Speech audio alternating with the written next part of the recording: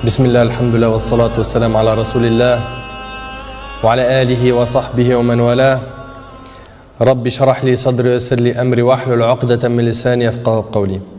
Et j'ai envie de vous raconter une super belle histoire qui a été racontée par un de nos savants contemporains. Wallahi al-azim, qu'elle est très émouvante. C'est l'histoire d'un homme qui a dit à sa femme: et si on allait manger dans un restaurant? Elle lui répondit: non, je te propose plutôt d'aller le demander à une autre femme. Moi, je ne mange pas au resto avec toi, va manger au resto avec une autre femme. Il s'étonna, il lui dit: je t'invite à manger et tu me dis de sortir avec une autre femme? Mais comment ça?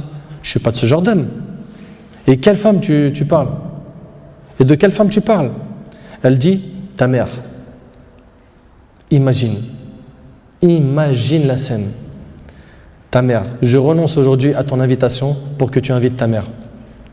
Ça fait longtemps que tu ne l'as pas invitée à manger ou à se promener, sors donc avec ta maman.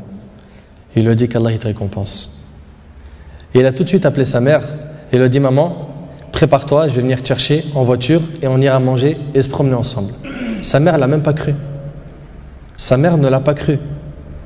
Elle lui a dit: c'est vrai? Il lui dit: oui, par Allah. Viens, aujourd'hui, on va manger ensemble. Entre nous, billah alaykum. Qui d'entre vous, parmi les frères mariés, a déjà fait ça avec sa mère? Et effectivement, ils allèrent ensemble au restaurant. Et la mère s'est remplie d'amour, de joie et de bonheur. Pour elle, c'était un beau rêve.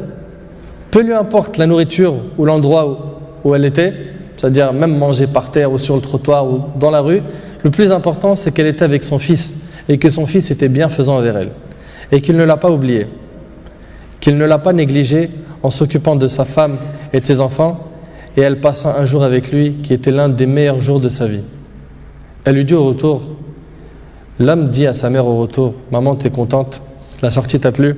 Elle dit: oui, wallahi, c'était masha'Allah. Elle dit: oui, qu'Allah te récompense. Il répondit: Inch'Allah, je le referai. Elle dit: non, Inch'Allah, la prochaine fois, l'invitation viendra de moi. Il lui dit: Inch'Allah.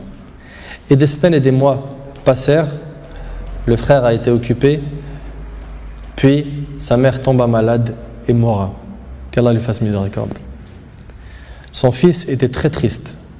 Et quelques jours plus tard, il reçut une invitation au restaurant pour lui et une autre personne, et cette invitation était déjà payée. Étonné, il se demanda de qui vient cette invitation déjà payée. Il est parti alors avec son épouse au même endroit où il avait mangé avec sa mère, et là une lettre l'attendait de la part de sa mère.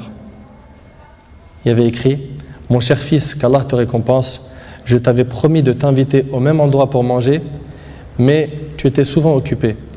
Et maintenant je tiens ma promesse et je t'invite avec ta chère épouse, et je t'invite avec ta chère épouse, qu'Allah vous récompense.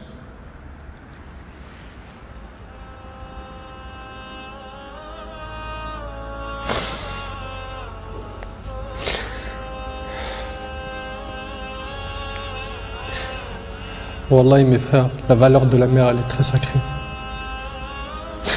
Faut pas la mettre en colère. Cette histoire d'amour entre cette épouse et sa belle-mère est magnifique. J'espère que nos frères et sœurs vont tirer des leçons de ce genre d'histoire d'amour entre les épouses et les belles-mères et d'essayer de reproduire ce qui s'est reproduit dans cette histoire. C'est qu'après le décès de la mère qu'on connaît sa valeur. Votre mère, si elle a envie, profitez, embrassez-lui ses pieds. Demandez-lui pardon pour les manquements, pour les mauvais comportements. Vous récolterez le succès, Inch'Allah.